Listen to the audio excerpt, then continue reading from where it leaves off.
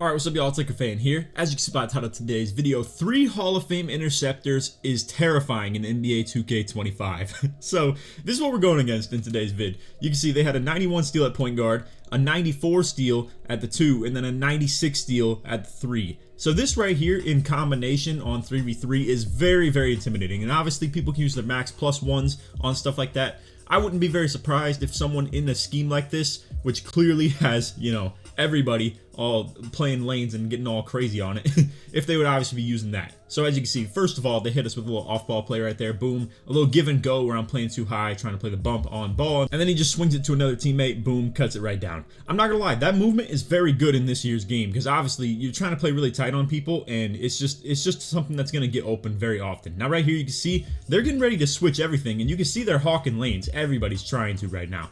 Now, I will say, there's like two sides of the coin in this game when it comes to off-ball movement, and I'd like to think off-ball movement on defense is really bad. When people throw a pass, it'll stun you like really crazy. Like right here, you're gonna, well, not exactly, but you guys will see in today's gameplay for sure a couple really bad instances of when someone passes the ball, you getting stunned really bad off ball. However, what makes the other side of the coin so overpowered when it comes to passing lanes is the lanes themselves, like pressing X on them, is really dangerous. Now, right here, you can see early on, they haven't really laned a whole lot, but man, we got 2 gameplays against the same exact team for you guys here. It's gonna be rough. It's gonna be really insane.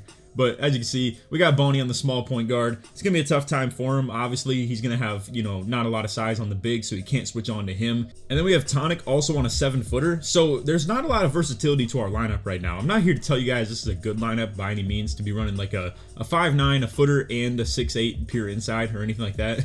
Because this is tough buckets in most cases. As you can see, it's going to be a lot of contested 2s. And when I say contested, I don't mean like me posting up and just having to mash people. I mean, there's going to be a lane to be had on a lot of these passes in this video. So anyway, right there, like that's a very safe take because obviously Tonic doesn't have much steal on his build, and them setting up the slip like that is a lot more free than what we're going to be getting right here. So as you're going to see, boom, they're trying to put like their pure lock on Tonic because he's got the size to deal with that. I mean, that is a tough pass, obviously, as you guys can see. Not a very well set up slip. Now, when I get the ball back right here, I got to be really careful passing back to anybody because there's just lanes being had everywhere. And again, I know I'm going to be pushing the point a little bit on this video. You're not going to see them lane everything, but it's the precautions that we have to take to be able to avoid all this stuff. Right here you can see we set up the slip too late. Now we're trying to run it back. Nothing happening. It's down to 3.5 seconds because every pass is just unthrowable. So now here's Bonnie fading right there. And I will say, to be fair, just because they can lane stuff doesn't mean that they're going to get the rebound very well, obviously. So now we're trying to switch something up. We're going to throw me on ball and Tonic on the big so that we can maybe have me and Tonic switch everything. And, you know, it's at least something that's feasible in that regard. And as you can see, get a really good contest on that. Looking good. But however, I walk into the guy and he gets a bump steal. So unfortunate in that regard. Now me and Bonnie are playing sides on the guards. You can see we're still playing good defense though. Hands up, getting everything all, you know, locked up right here. But here we are back with Tonic on the big and then Bonnie on the PG. So again, lack of versatility, lack of switchability, but it's okay. Bonnie's getting through the screens, and then he gets stunned with snatchback. Doesn't go in. Now, here's our best example of some crazy lanes. You can see that guy already used 1 adrenaline on the inbound, and then here he is lurking in the lanes off the corner right there. Tough, man. I mean, that's a big swing in a game where we're really trying to get like some ground on them. However, thankfully, he probably rushed a shot. Could have let his offensive point guards probably get the ball back right there rather than to, you know, those overly defensive builds. It's not really great shot selection, in my opinion, to be taking shots so early. Right here, you can see, oh my God, man, look at these dudes in the lane, bro. We got a really good setup slip, in my opinion. I probably went a little bit early, but I mean, I went really trying to, and I gotta say, Bonnie does need to be aware of the fact that when he runs right off this, he needs to stay in scoring range to bait this defender to still be high. I don't know if a lot of point guards really understand that dynamic of the pick and roll, and I've been trying to explain it to all my teammates and stuff. You know, obviously me and AK are probably the only ones that have enough reps and consistency behind that stuff, and then Kitchen as well from back in the day. But again, if the point guard were to stay in scoring range, like tighter to the 3-point line right here, it probably baits this defender up a little bit more, and then boom, I'm free because I'm slipping out of the way of this defender and making sure that it's tight enough to the middle to stay out of the way of this one as well. And then if he were to drop way earlier, then it's probably a dot to Tonic because this guy's not rotating or anything. But man, I mean, that's sweaty 3 stuff, bro. The fact that we could even be talking about a triangle rotation right now is like pretty rough. But anyway, I get the ball back. Thankfully the big didn't drop too hard because I just went straight up with the layup right there. But anyway, I'm on a guard. Obviously I'm still on the 2 guard, unfortunately though. But you can see Bonnie's trying to reach. The point guard's driving, yet Tonic has to guard the pop. So that's why this whole, 5'9" and footer in the pick and pop, pick and roll game is not very doable. Obviously, that's a tough look. And if Tonic does drop too hard, then he gives up the pop super easy. And Bonnie can't really like get to that in the easiest fashion either. So again, easy buckets for them. It's going to be tough buckets for us. You can see right there, I didn't commit to the slip because he's sitting low. So now Bonnie runs to the corner. We're not exactly set up in a good, like, I would call it a horizontal pick and roll. I really want to explain this one for the point guards out there that don't really understand why I'm a little bit disgruntled with trying to take any of these takes. So can't slip this, fellas. Again, he's not in scoring range. Look at this. They're both going to back off. They're both going to play the lane if I were to slip right there. And if I did slip, point guard like is literally in that lane. So we try and set it up again. However, when he runs opposite side of the screen, the only thing you're going to be doing as a point guard right here is finding your own shot, because I'm not going to be open on the slip by any means on this. As you can see, this guy's pre-switching that. He's ready for it. So what you need to do is have a horizontal pick and roll setup where you could see he's at least somewhat of a respectable 3-point threat while also just moving with me. It can't be him, for instance, moving right here as I slip, or it can't be him stopping his movement like right here and just not running through this to the left. So as you can see, I see that this is the situation. So this guy's pre-switching down to me, so I cut it in really like hard to the left right there to avoid the slip getting laned. But again, these are tough buckets. Like, you really have to be on point and like really wait for the right slip opportunity to even be thrown. Because I mean, even though you guys aren't seeing us get laned 24/7 in this game, you can see the preventative caution that we have to take with this. So right here you can see Bonnie gets a good reach in. I'm not gonna lie, on some UFC stuff, tying him up, putting him in the clinch right there. It's good ball considering he's on the 5'9", guarding the big. It's probably the best way for him to defend. And in Park, obviously it resets their shot clock to 14. Unfortunately though, again, like we've said, Tonic and Bonnie in the pick and pop game is going to be tough defense. I mean, obviously Tonic's either going to have to sit low and give up threes, or Bonnie's going to have to not get like bodied on the screens and be able to make it up to the drive attempts and stuff like that. So right here, once again, I'm not going to lie, like I just told y'all, the poorly set up pick and rolls can still set up for 3 sometimes. Because as you see me slip a little bit late right here, very late for that matter, you can see both defenders are too keyed in on my slip because we've been hitting them with it all game. So you still want to look for this as a point guard for sure against these double laning kind of like teams that you're seeing right there. So boom, we get the 3. That's a really big turn. That's a really big swing. And also with this style, when it comes to rebounding, you guys are going to see me on the slip. Right here, I'm keyed in on the box out on the big man. This is about the only thing I'm concerned about because they have these double guards, playing the lanes and stuff, but that doesn't mean they can rebound with me. So it will be something where all I have to do is key in on the big off the corner for the rebound, and then we'll be able to get boards back and really good situations on pass backs. Now I get bodied right here, which is a good 1-2 switch, but then you can see we're getting a little bit out of body right here, and they get a 3-pointer, which once again, I mean, I'm telling y'all, the point of this video is to show that the other team is probably playing on a little bit easier mode than we are when it comes to the lineup they're running versus the one we are. So I mean, Tonic is well aware that, a build like what he's on is not exactly the most desirable threes build. Right here you can see, once again, late slip, a pretty poor setup, especially for me on my end. This probably wasn't the best slip of all time by any means. Like right here, I'm going, but oh my god, look at the pre-switch from this point guard. Dudes are on this, bro. So good. I gotta give people credit for this stuff, man, because it's really frustrating to guard or to go against. Like right here, we have to reset up the slip almost every time that we see a look like that, because that is a lane in most cases. We just got extremely lucky that he didn't play it. But anyway, right here you can see me and Bonnie trying to communicate that we want that switch right there with me on the point guard, playing sides of Tonic. He jumps, boom, I'm down there for the rebound. This may look like a panic one, but also at the same time you can see I was aligning my left right here, and now I'm on the big. So as long as Tonic's on that, we're all good, because I get bored. Tonic's out on the break. I did not throw it because, as you can see, look at these little fiends. Look at these little fiends, bro. Let's count the X button presses right here. So we got 1, 2, 3, 4, 5, boom. This is insane, bro. That was like 5 regions off literally just a couple seconds. And now you can see I'm slipping down again, and look at this. They're laning off the corner. They're laning the back end. I try and get the slip to go really early, and this time this guy backs up and stays low.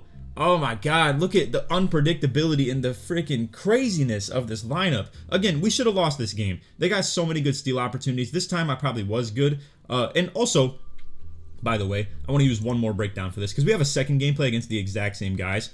This right here, probably a good lob opportunity. This is why alley-oops are good too, fellas, because even if this guy backs up into the lane, the lob's going to get over his head. He can't play the lane on that. However, if he throws a regular pass to me, this is going to be an interception more often than not. And also, this guy could lurk it from behind if the pass is bad, whereas if the alley-oop happens, I'm going to catch it and dunk it while up in the air, and the pass is up and away from him, and the lob is going to set me up to be able to dunk it before he could even possibly be in contention for the interception or even the chase down block if he were a bigger defender.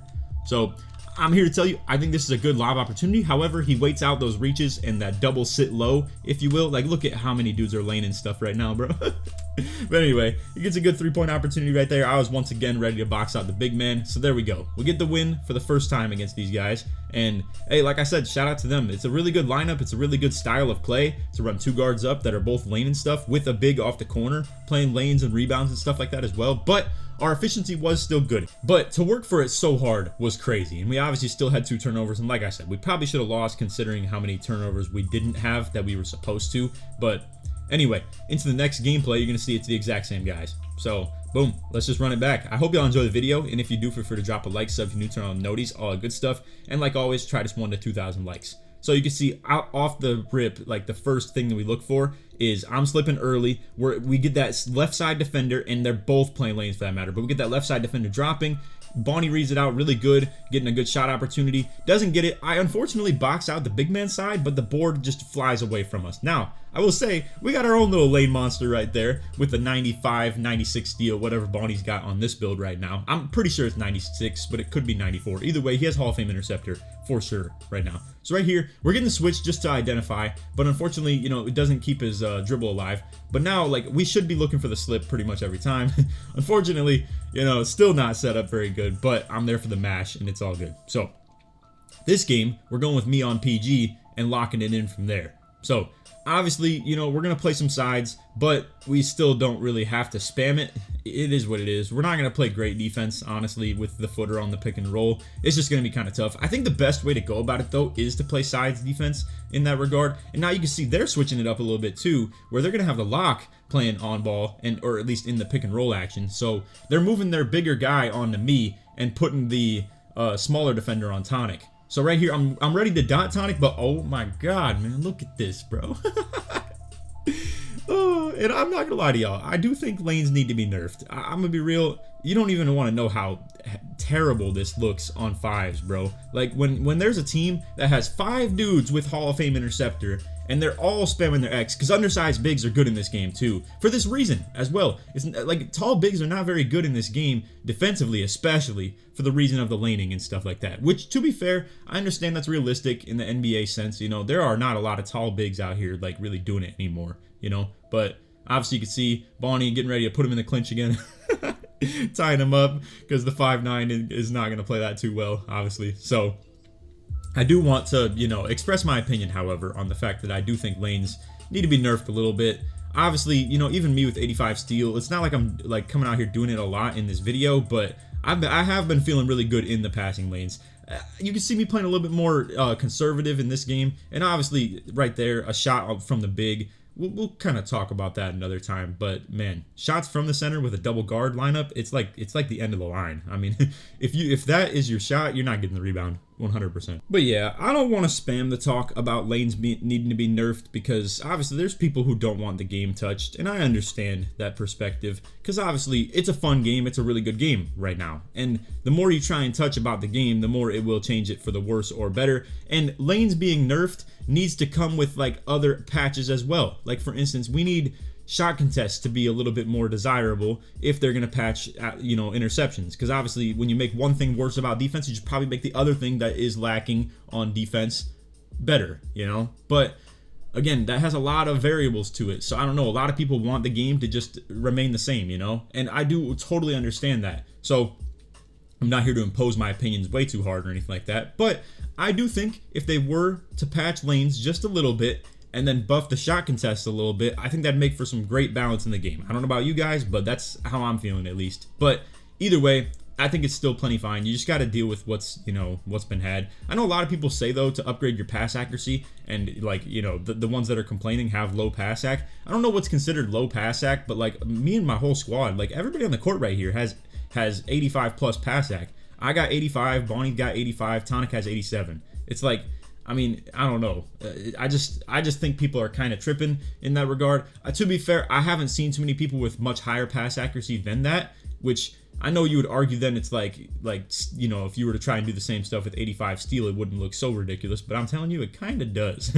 Anyway, Bonnie with a little bit of an out-of-body 3 right there. Not saying it's out of his body. He's a really good player. I'm just saying that was obviously a pretty tough take, but either way, shot clock kind of winding down. It is what it is. So anyway, I'm trying to deny the point guard's middle right here. You can see me playing that right and then forcing him over to the left for Tonic. However, you can see I try and fight through it, and that is the underside of trying to fight through pick and pops. Because, actually, you know what? Let's break this down. Because obviously, this is not related to the video, but I still want to talk about it. So, right here, you can see me trying to chase this is going to be really tough ball. Because if Tonic's sitting in drop, ready to, play the drive and stuff like that, if you were to play the drive right here, yet I still committed this far on the drive myself, the pop would be wide open. However, if Tonic were playing left on the sides right here, I think this is a good ball, and then at that point, we'd have to just trust the 7-footer to guard the point guard and ISO, and I'd have to be on the big.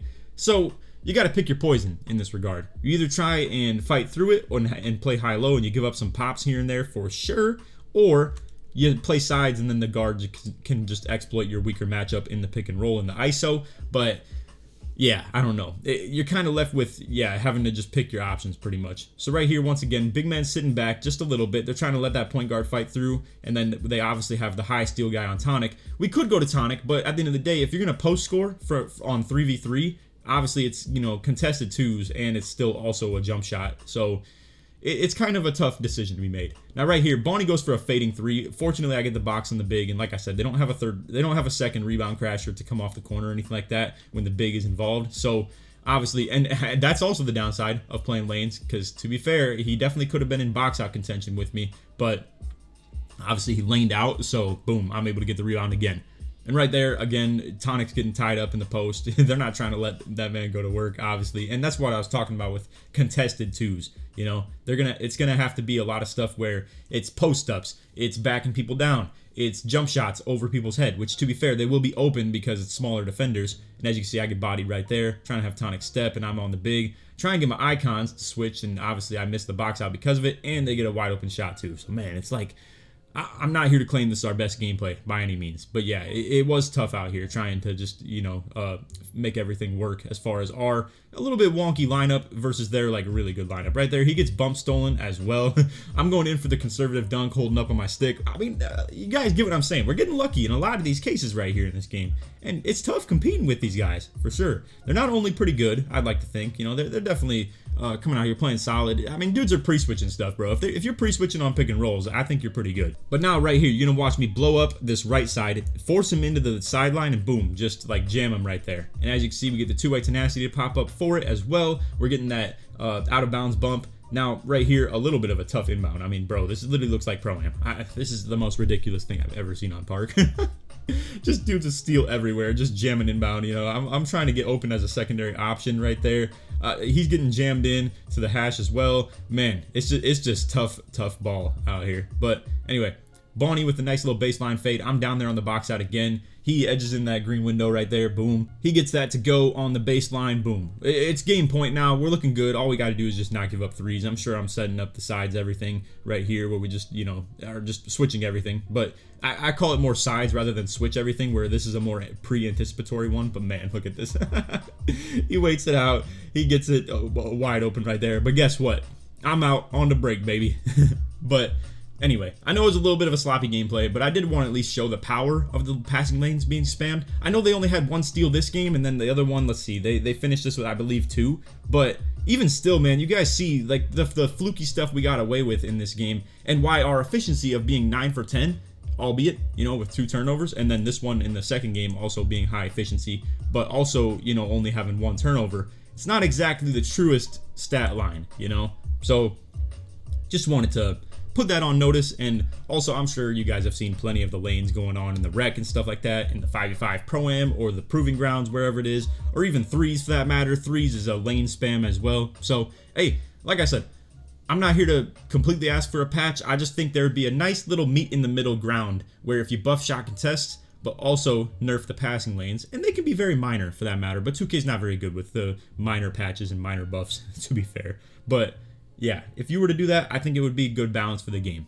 in my opinion. But anyway, it's off video. I hope you enjoyed. If you did, feel free to drop a like, sub if you're new, turn on noties, all good stuff. Like always, try us 1 to 2,000 likes, and if you made it to the end of the video, put lane in the comment search, support me all the way through.